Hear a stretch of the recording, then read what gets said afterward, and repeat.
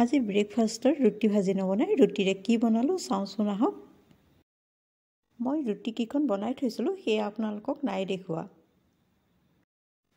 মই প্ৰথমতে আলু কেইটামান বইল কৰি ল'লোঁ আৰু তাৰপিছত ভাঙি ল'লোঁ আৰু আলুকণ ভাজিবৰ বাবে পিঁয়াজ বিলাহী কাটি ল'লোঁ আৰু এতিয়া তেলতে জিৰা অকণমান দি পিঁয়াজ বিলাহীখন ভাজি লৈছোঁ, লগতে অকণমান মছলাও দি লৈছোঁ। ইয়াত মই দিছোঁ জলকীয়া গুড়ি, হালধি গুড়ি, গৰম মছলা আৰু অকণমান মিট মছলা দিছোঁ। তাৰপিছত এইখন ভালদৰে ভাজি ল'লোঁ আৰু কেইটামান চুইট কৰ্ণ আছিলে তাতে মিলাই দিলোঁ।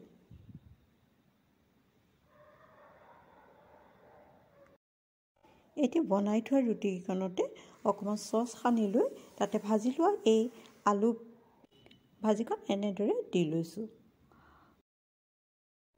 আৰু চীজ থাকিলে এনেদৰে চীজো দিব পাৰে, নাথাকিলেও কোনো কথা নাই। তাৰপিছত মই টেৱাখনতে অকণমান তেল লৈ এইদৰে আকৌ ৰুটিকেইখন ভাজি দিছোঁ। ইলুটি শিলুটি কৰি ৰুটিকেইখন ভালদৰে ভাজি দিব। আৰু এতিয়া আপোনালোকে ইয়াৰ লগত বাদামৰ চাটনি বা কিবা বেলেগ চাটনি লৈ পৰিৱেশন কৰিব পাৰে।